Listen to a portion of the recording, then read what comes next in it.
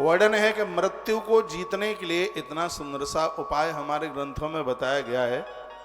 यदि हम ऐसा कर लें तो हमारी अकाल मृत्यु नहीं होगी, हमारी दुर्गति नहीं होगी। शिव महापुराण में वर्णन है कि श्राद्ध के समय पर, यज्ञ के समय पर, जप करते समय, हवन करते समय और ब्राह्मणों को भोजन कराते समय, देवताओं का पूजन करते समय, धृति त्रिपुंड, यदि आप त्रिपुंड यानी तिलक धारण करते हो तो पूतात्मा आप पवित्र तो हो ही जाते हो, लेकिन मृत्युम जयत मानव, लोग अपनी मौत को जीत लेते हैं, उनकी दुर्गति नहीं होती, उन्हें अकाल मृत्यु नहीं होती।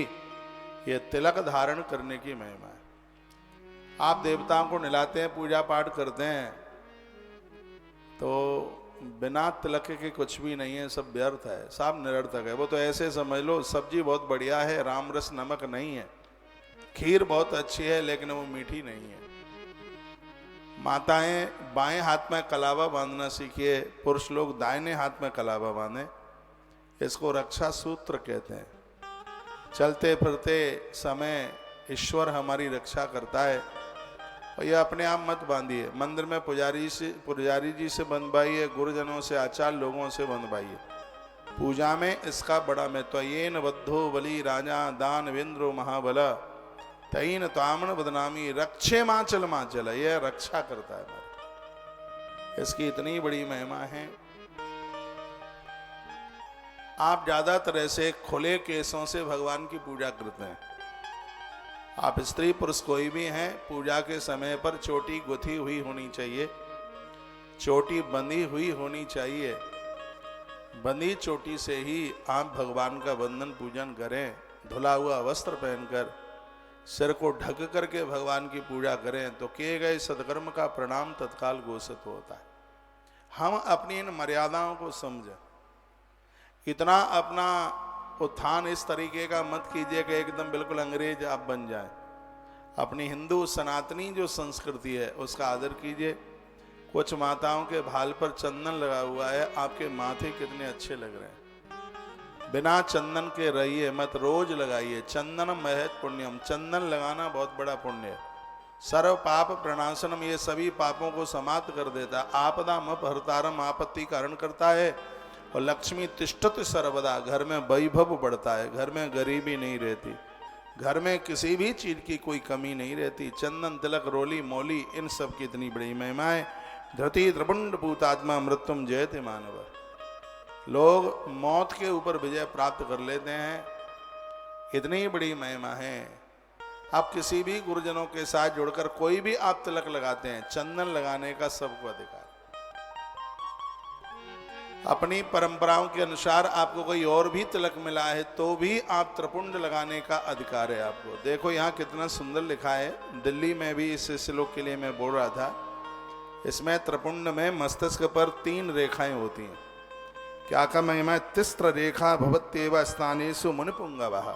संत कहते हैं, ऋषि लोग कहते हैं, जो सबसे नीचे की रेखा है वो ब्रह्मा के वाचक है, यह आपको विद्वान बना देती है। जो बीच की रेखा है यह भगवान विष्णु के रूप में है, इसके द्वारा आप पालक बन जाते हैं जगत के।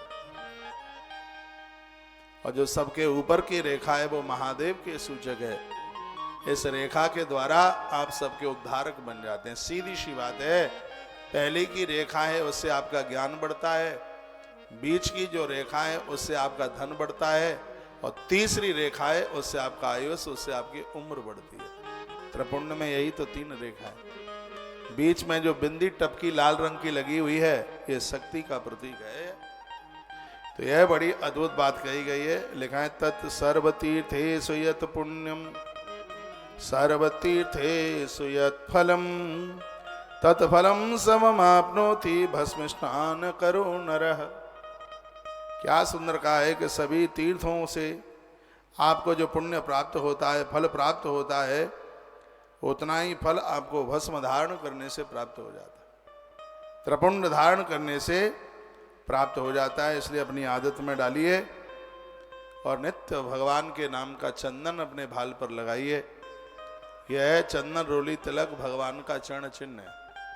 ठाकुर जी का चिन्ह आपके मस्तिष्क पर रहता है तो खोटे विचार नहीं आते उसमें। हम लोग बिना चंदन रोली तिलक के रहते ही नहीं है। रोली चंदन नहीं है, स्नान करके आ रहे हो तो हथेली पर, बाईं हथेले पर पानी डालो, दाहिने हाथ की उंगली से घिसो और पानी को ही चंदन रोली बनाकर अपने मस्तिष्क पर लगा लो। उसके बिना मत रहिए, आनंद हो जाएगा। त्रपुंडेन बिना येन बेप्रेण यदनुष्ठितम, लिखा है बिना त्रिपुंड धारण किए हुए जो ब्राह्मण स्नान ध्यान दान जप आदि अनुष्ठान कर्म करता है, वह न तो स्नान न ध्यान न दान न जप आदि अन्य अनुष्ठित कर्म, कुछ भी नहीं है वो। जापक लोग, सिद्ध लोग नहाने से पहले माथे पर चंदन लगा के ही स्नान करते हैं, चंदन को कभी पोंछा नहीं जाता। बहुत लोग मुंह धोते हुए चंदन को बाष्पेशन के ऊपर जाकर के धो देते हैं। चंदन स्नान करते समय अपने आप पोंछ जाए, चंदन को, तिलक को कभी पोंछा नहीं जाता। यस्संगे नैव रुद्राक्ष एकोपि वौ पुण्यदान तस् जन्म निरर्थम स्तात प्रपुंडारहितो यदि, जिसके अंग पर प्रचुर पुण्य देने वाला एक भी रुद्राक्ष नहीं है। समझ रहे हैं आपके? नहीं समझ रहे? इतना पुण्य देता है रुद्राक्ष, भगवान शंकर से प्रकट हुआ है रुद्राक्ष। ग्रंथ में वर्णन है जिस स्त्री पुरुष के देह पर रुद्राक्ष नहीं है, त्रिपुंड से रहित भाल है, उसका जन्म लेना व्यर्थ है, उसकी जिंदगी कुछ भी नहीं। भले आप नारायण के भक्त हैं तो भी आपके कंठ में रुद्राक्ष होना चाहिए। रुद्राक्ष का महात्म्य, रुद्राक्ष का विज्ञान आज की कथा में आप सुनेंगे। एक मुखी रुद्राक्ष से लेकर 14 मुखी रुद्राक्ष तक की महिमा का वर्णन ग्रंथों में किया गया है। रुद्राक्ष संपूर्ण बीमारियों को समाप्त कर देता है। कंठ में रुद्राक्ष धारण करके जब आप भगवान की पूजा करते हैं तो भगवान की पूजा का अनंत गुणा फल तत्काल हमें और आपको प्राप्त हो जाता है। रुद्राक्ष धारण करने से यदि कोई अपराध लगता है वो सब मुझे लगे, और रुद्राक्ष के धारण करने से इतना भी पुण्य बढ़ता है वो सब आपको बढ़े, वो आपको लगे। भगवान के चरणों में प्रार्थना है। रुद्राक्ष, जल्दी कराओ, रुद्राक्ष साक्षात भगवान का रूप है, साक्षात भगवत स्वरूप है। त्रपुंडेन बिना ये न विप्रेण अनुष्ठितम। तो किस बात का ब्राह्मण है भैया जो बिना रुद्राक्ष, बिना त्रिपुंड धारण किए हुए, बिना भस्म, बिना चंदन तिलक लगाए हुए और अपना जीवन जीता है? वो तो कोई जिंदगी है ही नहीं। दिव्यम विमान मारुयम दिव्य त्रयोदश सेवितम। अड़मा महिमा गरिमा जो सिद्धियां, 8 सिद्धियां, 9 निधि हैं। तिलक लगाने से, रुद्राक्ष धारण करने से, भस्म धारण करने से सिद्धियां उनके पास चल के आ जाती हैं। मेरे निवेदन पर ही ऐसा कर ले।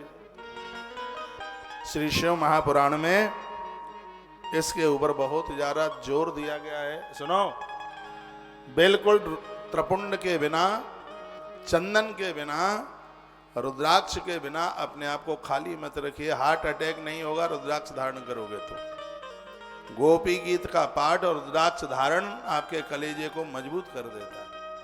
मैं भी रुद्राक्ष धारण करता हूं, मेरी छाती से लटकता है रुद्राक्ष। ऐसा नहीं है कि सब बातें आपको बताने के लिए, इनके ऊपर हम स्वयं चलते हैं। ये रुद्राक्ष, ये आपके कलेजे को, ये आपके हार्ट को मजबूत करेगा और निर्णय लेने की क्षमता बढ़ाएगा। मेरे रुद्राक्ष को जूम कर दो भाई। यह रुद्राक्ष सबके गले में होना चाहिए। कुरुक्षेत्र की पवित्र व्यासपीठ से गुरुवार को यहाँ बहुत बड़ी तादाद में रुद्राक्ष का वितरण होगा। आप सब लोग लेने को आइएगा। 3 मुखी रुद्राक्ष बच्चों के लिए दिया जाएगा, 5 मुखी रुद्राक्ष आपके लिए दिया जाएगा और ये आपको बहुत आनंद देगा। रुद्राक्ष, तुलसी रुद्राक्ष सब पहनो। तुलसी नारायण के नेत्रों से प्रकट हुई, रुद्राक्ष भगवान महादेव के नेत्रों से प्रकट हुआ है। और ऐसा ये रुद्राक्ष, भस्म, त्रिपुंड और भगवान का नाम जप, यह व्यक्ति का कल्याण करने वाला है। रोज जप क्या करो। नवदा भक्ति में 5वें नंबर की भक्ति बताई है जो रोज आप जप करते हैं।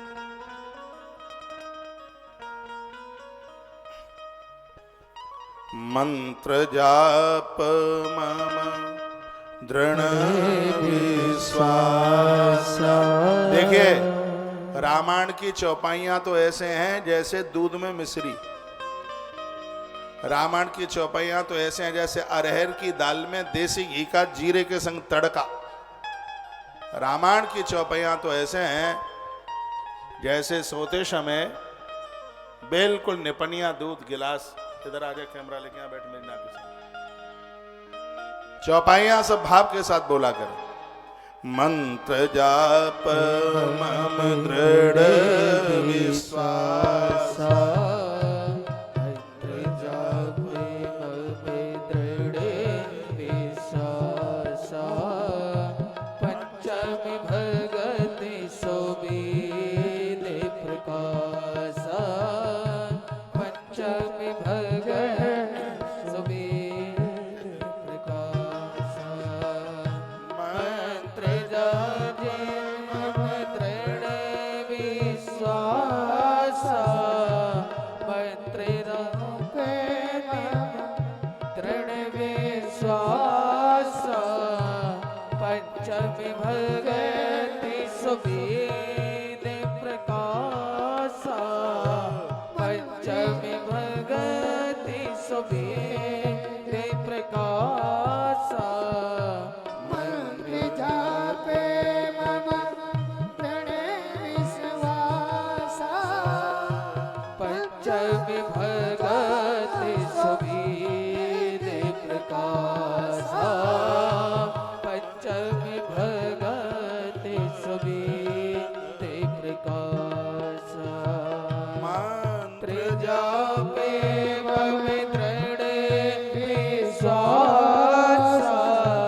मंत्र जापे मम दृढ़ विश्वास, पंचमी भगति सुबीद प्रकाश, पंचमी भगति सुबीद प्रकाश, मंत्र जापे मम दृढ़ विश्वास, पंचमी भगति सुबीद प्रकाश, पंचमी भगति सुबीद प्रकाश। यह है रामायण की बड़ी अद्भुत चौपाई है। नवदा भक्ति में से एक चौपाई, नित्य भगवान का नाम लो, नित्य भजन कर। तो क्या सुंदर बात कही है। तिलक भाल पर तो लगाते ही है, लेकिन हमारी बॉडी में 16 स्थान पर देवताओं का वास है, इसलिए 16 जगह तिलक लगाने की बात कही गई है शिव महापुराण में। कहां कहां तिलक लगाया जाता है? शीर्षके च ललाटे च कंठे चांसुद्वये भुजे पूर्वपरे मणिबंधे च हृदये नाभि पार्श्वके पृष्ठे चैव प्रतिष्ठाप्य यज्ञे तत्रा स्वदेवतै शिवं शक्तिं तथा रुद्र ईशवं नारदमेव च। इन स्थानों पर देवता है। कौन कौन सी जगह पर है? मस्तक पर तिलक लगाइए, ललाट में लगाइए, कंठ में, दोनों कंधों पर, दोनों भुजाओं में, दोनों कोहनियों में तथा दोनों कलाइयों में, हृदय में, नाभि में, दोनों पसलियों के बगल में, पृष्ठ भाग में, पीठ में त्रिपुंड लगाकर वहां पर कौन कौन है? अश्विनी कुमार हैं तो शिव, शक्ति, रुद्र, ईश, नारद और 9 शक्तियां। यह हमारे इस त्रिपुंड में इन सब का वास होता है। ये सब मिलकर के 16 देवता हैं, अश्विनी कुमार युगल कहे गए हैं। तो इस प्रकार से यह तिलक, रोली, चंदन लगाने की बात कही गई है। एवं नित्यं नमस्कृत्य सद्भक्ता स्थान देवता त्रिपुण्यम धारये शुद्धो भुक्तिम मुक्तिम च विन्दति। बहुत प्यारा श्लोक है। का स्थान देवताओं को उत्तम भक्ति भाव से नित्य नमस्कार करके, स्नान करके और बैठ करके, तिलक खड़े होके नहीं लगाया जाता, बैठ कर आगे दर्पण रखिए, पूर्व दिशा की तरफ मुंह कीजिए या देवताओं की तरफ मुंह कीजिए। नदियों के किनारे हो तो नदी की तरफ मुंह करके। कभी भी नदियों को पीठ दे करके कभी भगवान का पूजा पाठ नहीं किया जाता, मुख नदियों की तरफ होता है, ऐसा लिखा है। शुद्ध भाव से त्रिपुंड धारण करें, धरती पर बैठ करके तिलक लगाएं, आनंद हो जाएगा। ये त्रिपुंड आपको भोग और मोक्ष दोनों दे देगा। इसके द्वारा आपको भोग भी मिलेगा और इसके द्वारा आपको मोक्ष भी मिलेगा। यह इसकी इतनी बड़ी महिमा है। लिखा है त्रिपुण्डम धार ये शुद्धो भुक्तिम मुक्तिम च विंदति। इसमें कोई संशय वाली बात नहीं है। ये आपको भुक्ति और मुक्ति ये दोनों चीजों को देगा। तृष्णाम पिरेखा नाम प्रत्येकम नवदेवता।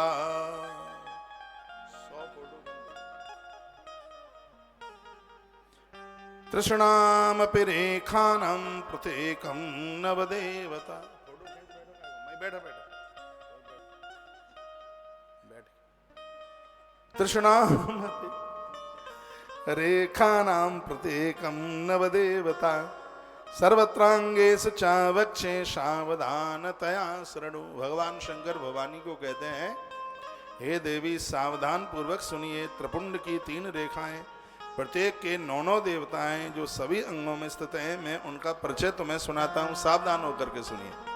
कुरुक्षेत्र की धरती से त्रिपुंड की महिमा आप सुन रहे हैं, यह भी बड़े भाग्य की बात है। तो भगवान क्या कहने लगे, महादेव क्या कहते हैं, अकारो गार पत्राग्नि भूतम शारजो गुणा ऋग्वेद क्रिया शक्ति प्रातः सवन में वचा। 3 रेखाएं, ये 3 वेद का रूप है। ऋग्वेद, सामवेद और यजुर्वेद। पहले ये 3 ही वेद थे, चौथा वेद तो बाद में प्रकट हुआ है। वेदत्रयी, ये तीनों की तीनों रेखाएं हैं, वो साक्षात वेद के बराबर 3 वेद हैं। फिर कहा महादेव शरेखाया प्रथमाया सदेवता विज्ञा मुनि शार्दूला शिवदीक्षा परायणा। लिखा है जो शंकर से प्रेम रखते हैं, जिन्होंने शिवदीक्षा ली है, ऐसे लोगों को तो त्रिपुंड धारण करना ही चाहिए। जिसमें सबसे ऊपर की रेखा महादेव, मध्य की रेखा विष्णु और सबसे नीचे की जो रेखा है वो साक्षात ब्रह्मा के रूप में महेश्वर रेखायाम द्वितीया सदेवता विज्ञा मुनि शार्दूला शिवदीक्षा परायणा। बताया गया कि एक एक रेखा में 9 देवता विराजित हैं। यह त्रिपुंड जीव का कल्याण करता है। भौं के मध्य भाग से लेकर जहां तक भौं का अंत है, उतना बड़ा त्रिपुंड। कहां तक त्रिपुंड लगाया जाता है, ये भौं है, इसको भ्रकुटी कहते हैं।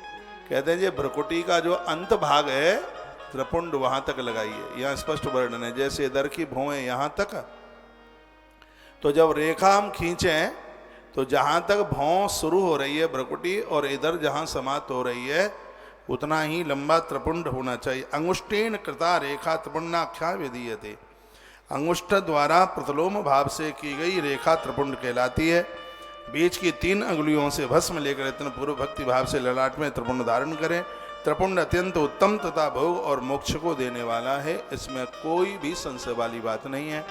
भस्म बनाने की विधि का भी वर्णन किया गया। उपले जलाइए, कंडे जलाइए, बेल की लकड़ी जलाइए, समी की लकड़ी जलाइए भगवान महादेव के लिए, और उसमें से भस्म बनाकर तैयार कीजिए।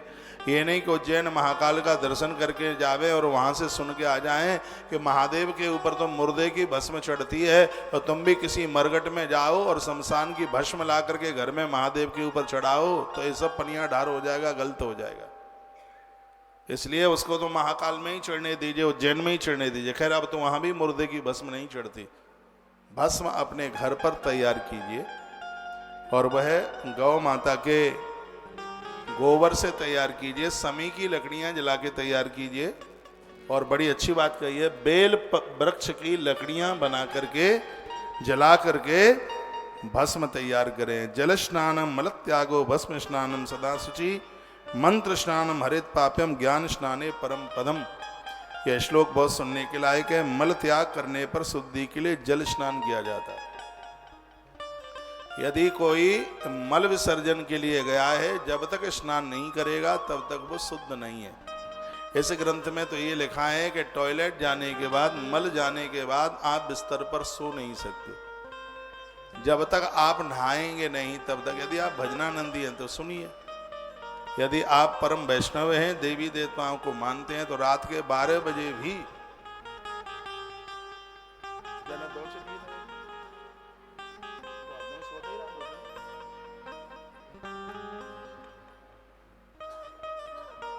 रात के 12 बजे भी यदि मल स्नान के लिए गए हो तो लिखा है जल स्नानम मल त्यागे,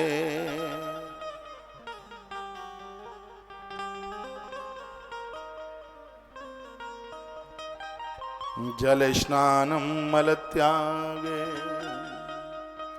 मल त्यागने के तत्पश्चात स्नान कीजिए। मेरी बात मान लो, आनंद हो जाएगा। आप कहोगे रात में नहाएंगे निमोनिया हो जाएगा, हल्का स्नान कर लीजिए। हाथ पांव हल्का जल देह के ऊपर डालियो, और आप मल के त्यागने के बाद यदि बिस्तर पर सोने को जाते हो तो नहा के ही जाइए, क्योंकि मल स्नान के तत्पश्चात यदि जल स्नान नहीं किया तो स्त्री और वो पुरुष दोनों कभी शुद्ध